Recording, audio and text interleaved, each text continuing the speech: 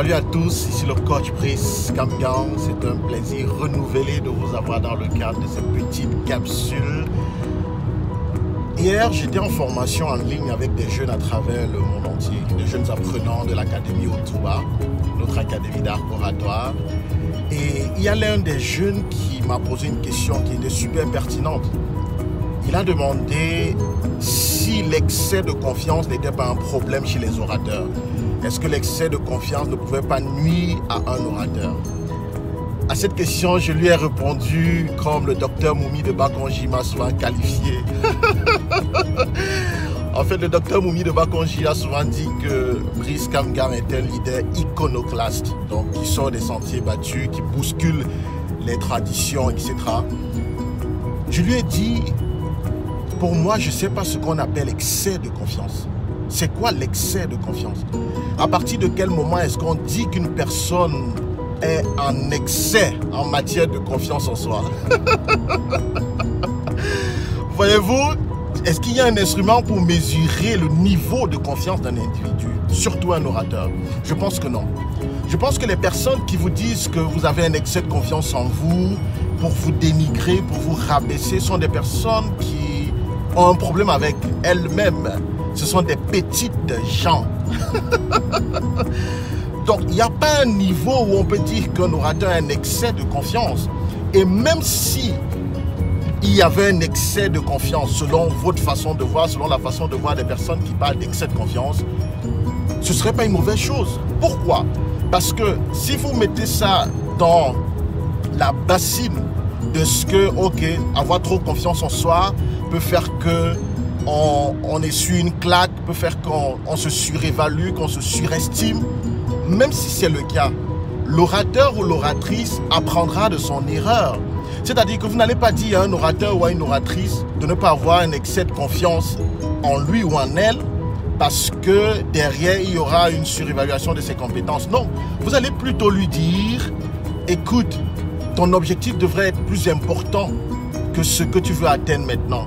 Parce que précisément, Les Brown a dit quelque chose qui m'a toujours intéressé. Il dit le problème, ce n'est pas que nous nous fixons des objectifs trop hauts et nous ne les atteignons pas. Il dit que le problème, c'est que nous nous fixons des objectifs trop bas et nous les atteignons.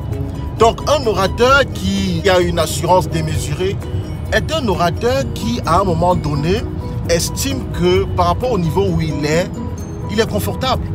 Et il a une assurance démesurée.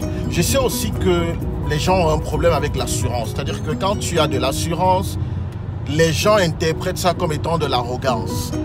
Ça se comprend. Mais ne laisse pas quelqu'un tuer ta confiance en toi.